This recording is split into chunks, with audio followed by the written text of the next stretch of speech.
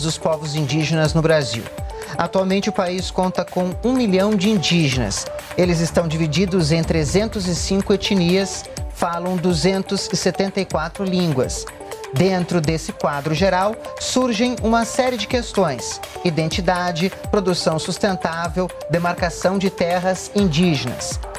Para discutir esses e outros assuntos, o Brasil em Pauta recebe mais uma vez aqui nos estúdios da EBC o presidente da FUNAI, Marcelo Xavier. Boa noite, presidente. Boa noite, Paulo. Eu que agradeço a oportunidade de estar aqui novamente.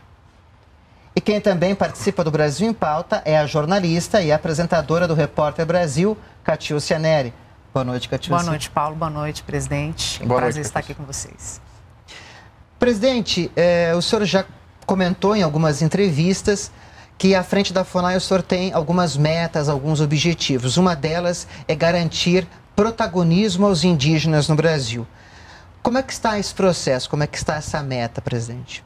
Olha, eu acho que a primeira coisa que a gente tem que entender é a definição do que são terras indígenas. Terras indígenas são propriedade da União, conforme está no artigo 20 da Constituição Federal. O usufruto exclusivo é transferido às comunidades indígenas. De modo que, se eles têm o usufruto exclusivo, ninguém melhor do que eles para dizer o que desejam na realização desse usufruto. A FUNAI tem o papel de dar a oportunidade que eles falem o que desejam e se desejam se inserir em uma nova formatação de empreendedorismo ou de uma agricultura artesanal ou do artesanato ou do turismo. Esse é o papel da FUNAI, conscientizá-los. E dentro desse papel da FUNAI, uma das coisas que se fala muito quando se fala em protagonismo é a noção do etnodesenvolvimento, né? Se não me engano, deixa eu checar aqui, 30 milhões de reais foram investidos nisso nos últimos 2 anos, mas tem gente que ainda não sabe que conceito é esse. Eu queria que o senhor explicasse o que é o etnodesenvolvimento, no que ele consiste e em que projetos já estão, como é que ele está indo, está avançando, onde ele já foi aplicado. Perfeito, Catiúcia. A sua pergunta é muito importante para trazer à luz e desmistificar algumas lendas que ficam aí. O etnodesenvolvimento permite que os indígenas possam produzir nas terras indígenas e, com isso, auferir dignidade através da geração de renda. É algo muito simples, né? Nós temos os exemplos aí dos parecis que produzem grãos, né, em 2% do território e auferem ao ano 20 milhões.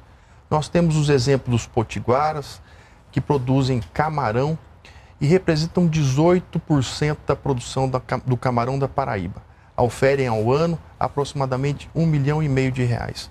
Nós temos o café dos suruís, é um café premiado, em uma parceria com a Três Corações, a empresa. Nós temos também os chavantes, que estão agora produzindo arroz, os bacairis, que também estão produzindo arroz, os guaranis, em uma nova perspectiva aí de exportar aproximadamente 10 toneladas de erva mate, de modo que há um leque de oportunidades, né? Há também o turismo em terras indígenas, que é muito forte, de modo que há muita possibilidade para que os indígenas, em desejando, respeitando-se sempre a autonomia da vontade, os usos, costumes e tradições e as potencialidades das terras indígenas, desejem aí se inserir nessa nova modalidade, nova formatação, que pode ser a solução para levar dignidade para as aldeias. Então, pelo que o senhor está falando, o etnodesenvolvimento já conta com a participação da iniciativa privada em alguns empreendimentos no país, em comunidades indígenas. Exatamente. Há alguns locais aí onde as prefeituras municipais, o Senar, há muitos parceiros envolvidos nisso e que dão a capacitação aos indígenas, o que é fundamental. Porque só através da capacitação ele pode concorrer em igualdade de condições nesse mercado competitivo. A Três Corações, como o senhor citou. Exatamente. É uma parceira. Até eu queria que o senhor falasse do licenciamento ambiental para essa exploração, mas antes, só para pontuar, porque para deixar claro, qual é a vantagem? Claro que tem uma vantagem econômica, mas quando a gente pensa em exploração da terra indígena de uma forma diferenciada, com a participação da iniciativa privada, você de alguma forma pensa, poxa, mas será que é isso mesmo que é a vida do indígena? Qual é a vantagem para ele? Isso levando em conta uma exploração sustentável da terra, claro. A primeira coisa que a gente tem que ter em mente é que é vedado o arrendamento das terras indígenas. A terra indígena é usufruto exclusivo do índio.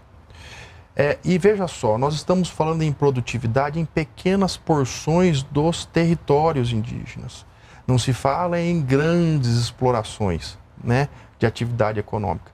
De modo que eu tenho, por exemplo, lá nos Parecis, além de 2% do território de produção da atividade de grãos, há também o desempenho de rafting lá, de turismo ecológico, outras atividades.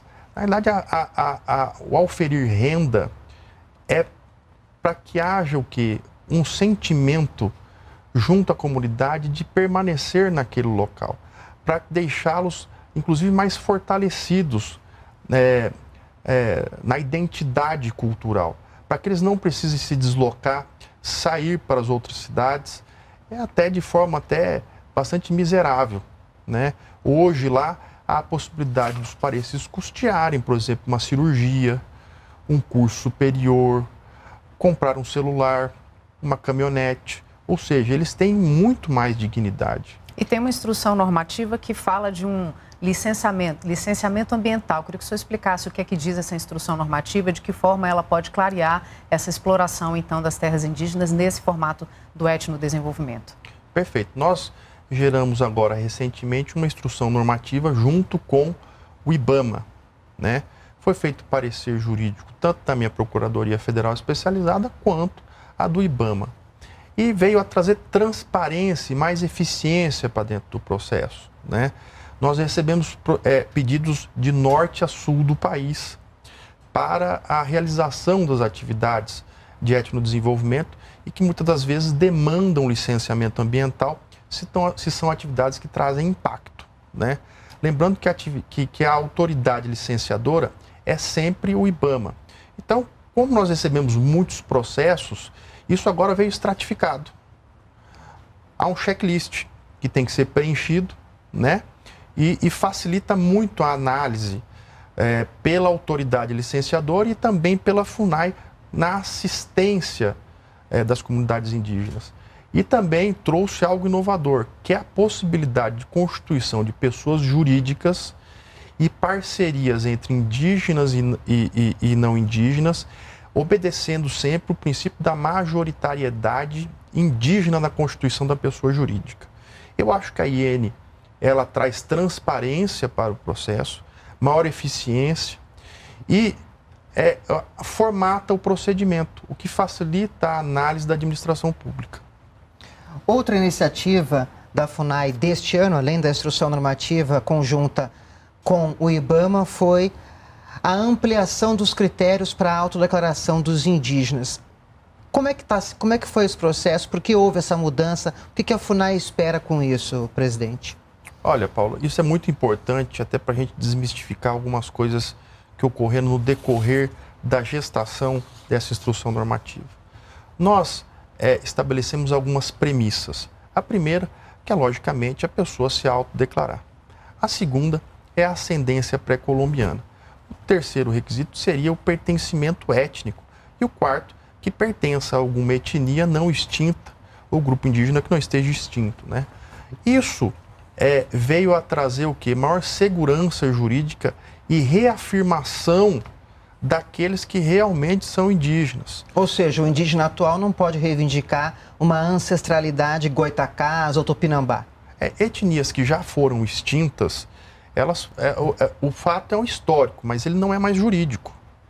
De modo que etnias que foram extintas e que pretendem, com base apenas na autodeclaração, obter benefícios governamentais, seja em cotas escolares ou então benefícios previdenciários, né? Isso fica muito difícil, porque, veja só, não basta só se autodeclarar. Há a necessidade de haver um pertencimento étnico.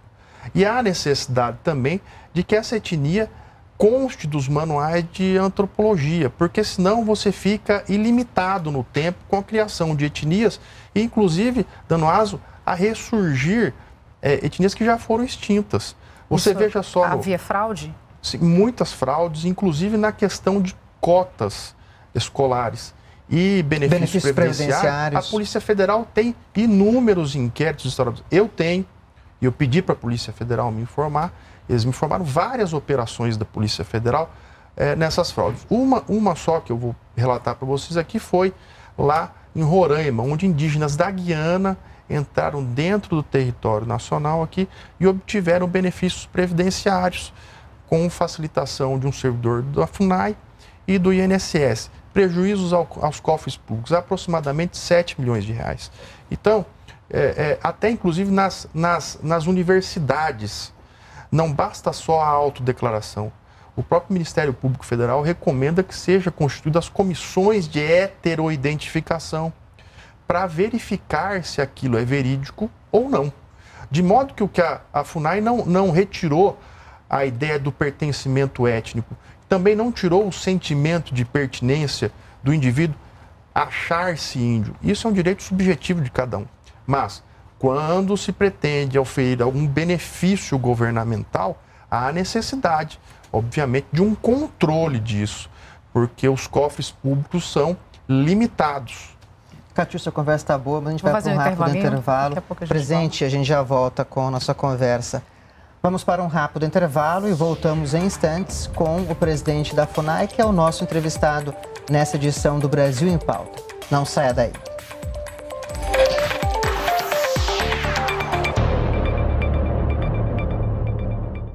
Voltamos com o Brasil em Pauta. O entrevistado do programa de hoje é o presidente da FUNAI, Fundação Nacional do Índio, Marcelo Xavier. Presidente, no primeiro bloco a gente falou um pouco dessa questão do protagonismo dos indígenas, falamos do etnodesenvolvimento, que é um exemplo desse protagonismo. Agora, para encerrar um pouco essa conversa e iniciarmos outros tópicos, esse protagonismo do indígena é mantendo a identidade do indígena? Perfeito, perfeito. A gente tem que entender que o indígena não deixa de ser índio por buscar melhores condições de vida ou por buscar um ensino escolar melhor.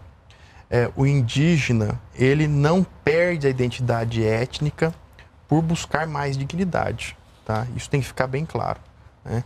Então, é natural de todo ser humano, né, que deseje melhores possibilidades, que tenha maiores sonhos, que tenha os mesmos direitos e deveres como todo e qualquer cidadão da República Brasileira. Isso é natural, a nação é apenas uma. E o indígena é componente da nação brasileira. Aquele exemplo que você utilizou, né, Catiúcia? Muitas vezes os indígenas... De serem não compreendidos porque querem, de certa forma, atuarem de uma forma diferente, né? E quando já que a gente está falando nesses assuntos, um outro assunto que também às vezes gera polêmica, além dessa atuação, uma vida econômica diferente do índio, é a mineração. São várias atividades, a gente já falou de agricultura, já falou de turismo, e aí tem a questão da mineração que está prevista na Constituição de 88, mas precisa de uma regulamentação por meio de um projeto de lei que foi apresentado ao Congresso. Queria que o senhor falasse em que esse projeto de lei avança em relação ao que existe na Constituição, como é que está o andamento dele? Primeiro a gente tem que vencer algumas estereotipações que existem aí, né? Se o constituinte originário não permitisse a mineração em terras indígenas, ele não teria colocado isso no artigo 231.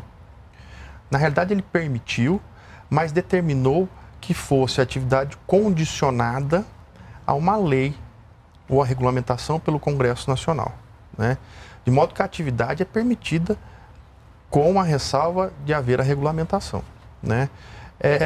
Há necessidade de se ouvir as comunidades indígenas, verificar o que eles desejam realmente. Nós temos uma lista de indígenas na FUNAI que desejam a atividade de mineração.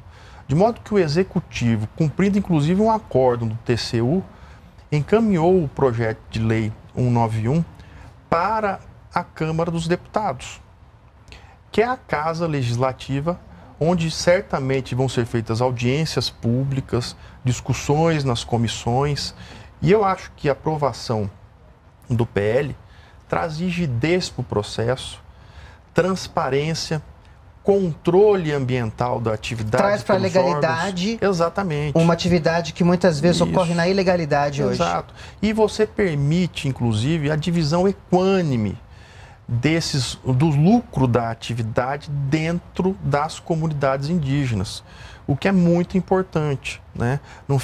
Não há concentração de renda, você alija o ilícito da atividade, né? Você vai ter um controle aí da Polícia Federal, IBAMA, FUNAI, DNPM, de órgãos que vão estar participando ativamente desse processo de licenciamento. Ou seja, a gente não sabe como é que vai sair do Congresso Nacional o projeto de lei apresentado pelo governo federal. Mas 2 pontos são importantes, na minha visão, acho que a Catiúcia também ia apontar isso. As comunidades, elas vão ser consultadas e elas vão ter participações nos lucros na mineração que possa vir a ocorrer naquela comunidade. Isso já está previsto no projeto. Exatamente. A necessidade de oitiva das comunidades e também de participação nos lucros da atividade.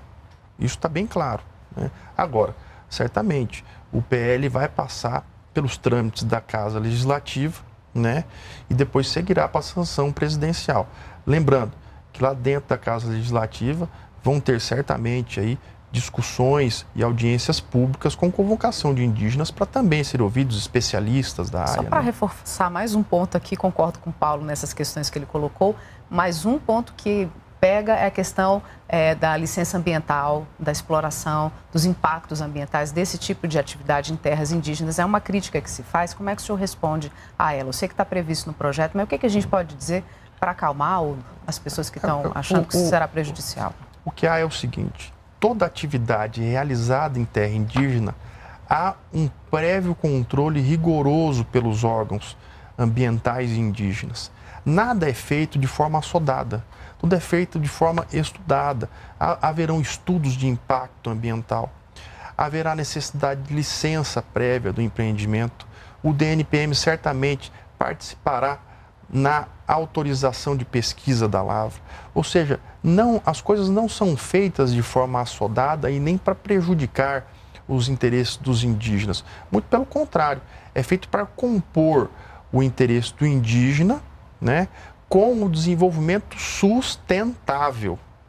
Ou seja, toda atividade que se pretende dentro de terras indígenas, ela tem de ser feita de forma sustentável, preservando o meio ambiente. Não podemos alijar ou imaginar que os indígenas hoje têm 14% do território nacional com o pior índice de desenvolvimento humano. Alguma coisa está muito errada nesse processo. Então, eu acho que o caminho é o desenvolvimento sustentável, respeitando as regras ambientais que são rigorosas no Brasil. Muito mais do que países europeus e países da América do Norte que criticam muito a questão de mineração em terras indígenas. Acho que uma outra questão interessante que a gente pode trazer aqui para o presidente é uma outra meta que o senhor fala um pouco ali na FUNAI, que seria a pacificação entre as relações dos indígenas com os não indígenas. Essa tentativa e colocação em prática de uma produção sustentável dos indígenas, ela de uma certa forma pelo etnodesenvolvimento, também por essa questão da mineração que possa vir a ser aprovada no Congresso Nacional, traz essa pacificação e melhora as relações dos indígenas com o terceiro setor, com os empresários no Brasil, que muitas vezes podem se interessar por esses processos? Certamente, eu acho que essa troca de experiência entre indígenas e não indígenas é salutar para a democracia. Eu acho que essa convivência conjunta, esse caldeamento de ideias é que faz uma democracia verdadeira. De modo que eu acho que há necessidade de participação mais ativa, protagonismo dos próprios indígenas, né? O que sempre houve foi a oitiva de intermediários, que não representavam a vontade dos indígenas, né? Hoje, na FUNAI, eu creio que foi um grande avanço da minha gestão, dar voz direta aos indígenas. Presidente, falando aí de questões jurídicas dessas relações dos indígenas com a sociedade, a gente tem uma questão importante que é a questão das terras indígenas e da demarcação dessas terras. Desde 2019, se não me engano, tem uma nova determinação para essas demarcações. Eu queria que o senhor explicasse o que traz essa norma, em que ela avançou e se melhorou essas relações entre os indígenas e a sociedade nessa questão. Nós temos duas situações aí. A primeira é que nós tínhamos lá na PET 3388 a questão do marco temporal. E ali foi fixado um norte administrativo a ser seguido pela administração pública nas questões de demarcação, né? Com base na PET 3388 foi feito o parecer da AGU, né? Que vinculou a administração pública a seguir aquilo que foi fixado no acordo de plenário do Supremo. Entretanto, uma decisão do ministro Edson Fachin do Supremo suspendeu o parecer 01, de modo que o norte a ser seguido pela administração pública ficou um vácuo. Nós não sabemos o que devemos implementar na questão das demarcações indígenas. Inclusive, no mês de fevereiro, a FUNAI foi objeto de 2 reclamações no Supremo para obstar as demarcações de 2 terras indígenas, uma no Paraná e outra na Bahia, determinando o Supremo Tribunal Federal, nessas reclamações, determinou a FUNAI que aguardasse a definição do tema 1031, que vai rediscutir a questão da PET 3388 e do parecer vinculante 01 da AGU. Né? Traduzindo, são muitas normas. A questão do marco temporal, que é uma questão importante. E a segunda questão que há é que, para você ver como é que é delicada a situação, o procedimento de demarcação de terras indígenas, ele inicia-se com uma reivindicação, depois ele passa pelos estudos, depois ele vem para a fase de delimitação, depois vem uma portaria declaratória, depois vem a homologação por decreto presidencial e, por último, a regularização. Essas fases demoram. Então, muitas das vezes, o que acontecia? Bastava a reivindicação e o sujeito que tinha o direito de propriedade constituído de um título, num cartório de registro de imóvel, que é um ato administrativo que tem presunção de legitimidade e veracidade, ele já ficava alijado do direito de propriedade. Ele não podia usar nem fruir do seu direito, porque se tivesse alguma atividade ali desenvolvendo, já era tudo embargado. O que a FUNAI falou? Olha, enquanto se discute esse processo, eu só posso ter a terra constituída a partir do decreto de homologação do presidente da República. Porque este decreto é o que vai ao cartório de registro de imóvel, onde se constitui uma nova matrícula e é desconstituída as matrículas anteriores.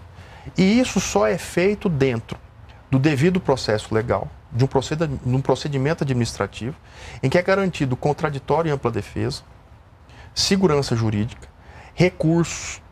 Tudo isso tem que ser feito. Eu não posso alijar antecipadamente o direito de propriedade, que é uma garantia constitucional também, né? De modo a impedir que ele exerça aquele direito que está amparado no justo título.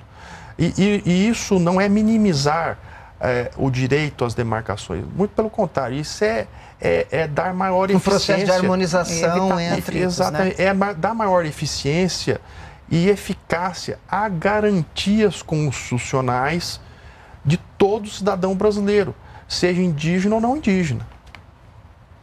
Catiúcio, acho que agora talvez fosse interessante, o nosso programa já está indo para o final, só que o ano passado a gente teve a pandemia da Covid-19 no mundo e no Brasil, ela se estende por esse ano, afetou todos os países e o governo federal fez um mutirão com diferentes órgãos, ministérios para enfrentar essa doença, esse problema. O que o senhor pode falar das ações da FUNAI em relação ao enfrentamento da pandemia da Covid-19 no Brasil? Paulo, importantíssima sua pergunta. Olha só, nós já estamos chegando na distribuição de aproximadamente 600 mil cestas básicas. Atendemos mais de 200 mil famílias indígenas na garantia da segurança alimentar. 600 mil cestas básicas equivale a aproximadamente 13 mil toneladas de alimento. Isso não é pouca coisa, são várias carretas, uma atrás da outra, que nós fizemos chegar aos cantos mais longínquos do Brasil, tá? Desde o Amazonas até o Rio Grande do Sul foram distribuídos alimentos nas terras para que os indígenas permanecessem lá. Além disso, eu trouxe aqui para você ter uma ideia do que foi distribuído, tá? mais de 170 mil kits de higiene e limpeza nas terras indígenas. 45 milhões investidos em ações preventivas, mais de 300 barreiras sanitárias.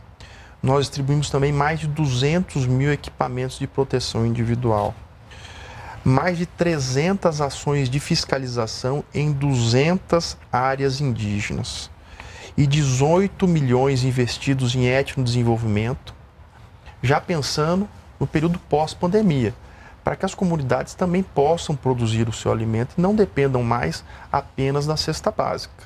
Ou seja, foram desempenhadas muitas ações nas terras indígenas. Eu sei também que a vacinação avança a passos largos nas terras indígenas.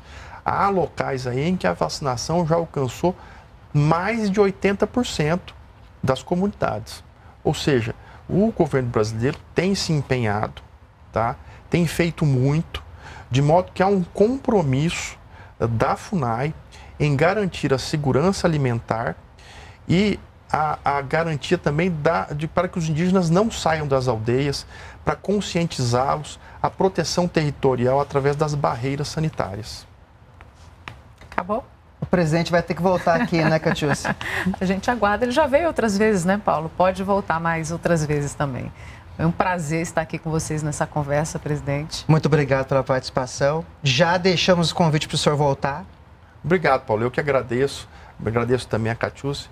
E deixar aí a rede de acesso da FUNAI, a rede social, o Twitter, o Facebook. Lá existem muitas informações sobre as ações da FUNAI. Peço que as pessoas não se deixem levar por fake news, acessem nossas redes sociais e difundam o nosso material. Isso dá transparência ao processo, mostra comprometimento da nossa instituição em salvaguardar os indígenas nesse momento tão delicado da pandemia. Catiúcia, muito obrigado mais pela uma vez, participação. prazer estar aqui. Obrigada mais uma vez e boa noite a todos que nos acompanharam até aqui. Eu e Catiúcia Neri conversamos hoje com o presidente da FUNAI, Marcelo Xavier. Se você quiser rever esta ou outras entrevistas, é só